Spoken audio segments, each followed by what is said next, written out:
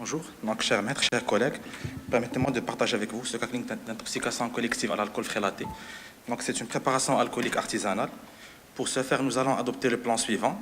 Donc une introduction, un contexte, parler du contexte d'intoxication en mettant le point sur la gravité, présenter les malades et les examens complémentaires réalisés, donc codifier notre conduite à tenir et finalement clôturer notre présentation par une discussion et insister sur les messages importants. Donc l'intoxication collective à l'éthylène-glycol et au méthanol est très rare. Elle est due principalement à leurs métabolites, notamment l'acide glycolique, l'acide oxalique et le formaldéhyde. Donc le tableau clinique il est non spécifique et qui peut aller jusqu'à la défaillance multiviscérale.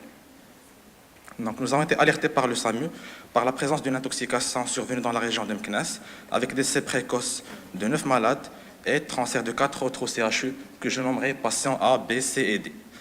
Donc le premier malade, c'est un jeune de 21 ans et qui a commencé dans un éthylisme chronique qui se présente pour une baisse de l'acuité visuelle avec une vision floue. À l'examen, c'est un patient qui est omnibulé, un GCSA13, et qui brutalement va installer une agitation, altération de conscience, nécessitant son intubation. Le deuxième malade, c'est le patient B, donc qui lui se présente quelques minutes plus tard. C'est un jeune de 33 ans qui lui aussi présente un éthylisme chronique, admis dans un tableau de dyspnée aiguë, et qui l'examen clinique est tout à fait normal. Le troisième malade, c'est un patient de 35 ans qui est admis dans un tableau d'agitation sévère et qui est choqué avec une tension 90/50, qui brutalement va faire un arrêt cardiaque brutal, non récupéré malheureusement. Le quatrième malade, c'est un jeune de 30 ans et qui est admis dans un tableau totalement différent, un tableau d'hématémèse, et dont l'examen retrouve une dyspnée type Cosmol. Donc un bilan biologique a été réalisé aux urgences rapidement. Donc on retrouve une acidose métabolique sévère avec un pH très profond, avec un bilan de rhabdomyolyse positif chez les 3 malades. Un bilan toxicologique a été lancé rapidement. Donc notre conduite à tenir était de transférer les malades en réanimation après mise en condition aux urgences. Donc l'indication d'épuration extra-rénale prolongée devant l'acidose métabolique profonde, l'alcalinisation à base de sérum bicarbonaté 250 cc toutes les 4 heures, et la prescription d'un antidote, soit l'éthanol médical, avec une dose de charge à 0,6 g d'éthanol par gramme, une dose d'entretien de 110 à 130 mg par kilo par heure, après concertation avec le centre antipoison. Donc l'évolution des 4 malades était comme suit.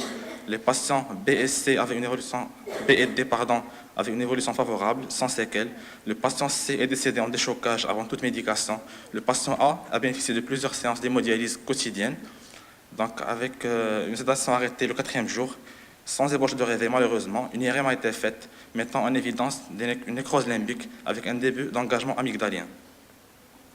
Donc la prise en charge de l'intoxication à l'éthylène-glycol et au méthanol est basée sur 5 axes. Donc l'inhibition de la formation de métabolites toxiques moyennant 2 antidotes. Premièrement, l'éthanol, qui a une concentration par voie injectable à 10%, pour la voie orale à 20%. On pourrait éventuellement utiliser également donc, le fomépizole, qui est un puissant inhibiteur compétitif à l'alcool déshydrogénase.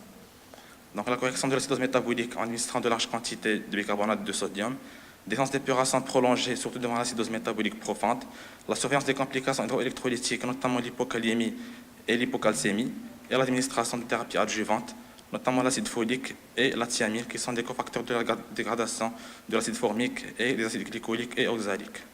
Donc en conclusion, il faut savoir évoquer l'intoxication à l'éthylène-glycol et au méthanol devant une acidose métabolique à taux anionique et osmotique élevé, surtout dans un contexte d'intoxication collective. Il faut initier précocement donc, le traitement sans preuve toxicologique puisque les résultats peuvent prendre plusieurs jours. Il faut détecter le trouble hydroélectrolytique qui s'y associe, notamment l'hypocalcémie et l'hypokaliémie. Il faut savoir débuter l'hémodialyse précocement afin de limiter les dégâts occasionnés aux différents organes, notamment le cerveau, le cœur aussi. Je vous remercie.